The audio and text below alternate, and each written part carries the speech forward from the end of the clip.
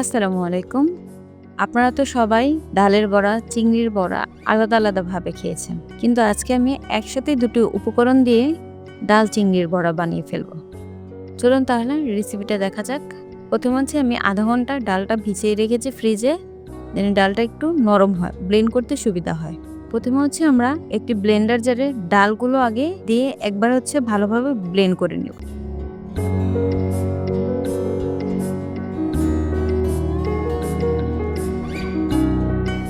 তারপর হচ্ছে এর মধ্যে চিংড়িটা দিয়ে দেব।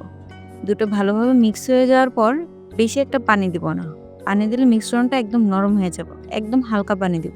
আপনি এটা বুঝে নেবেন যে কতটুকু পানি দেওয়া লাগবে।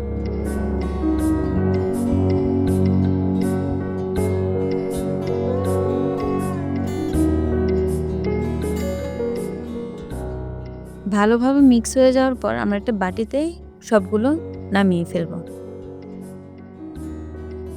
এর মধ্যে পেঁয়াজ কুচি, মরিচ কুচি দিয়ে দেব।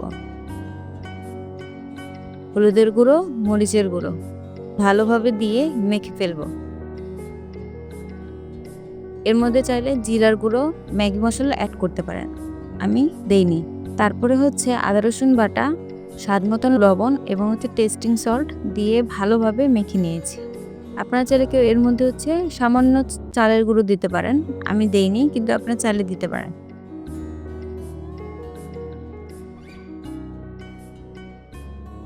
তারপর হচ্ছে একটা প্যান গরম করে এর মধ্যে হচ্ছে গরম করে তেল দিয়ে দিব।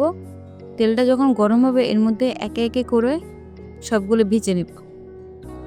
একদম লো মিডিয়ামে চুলাটা দিবেন, তা না হলে ভিতর দিয়ে কাঁচা থাকবে এবং বাইরে দিয়ে পুড়ে যাবে।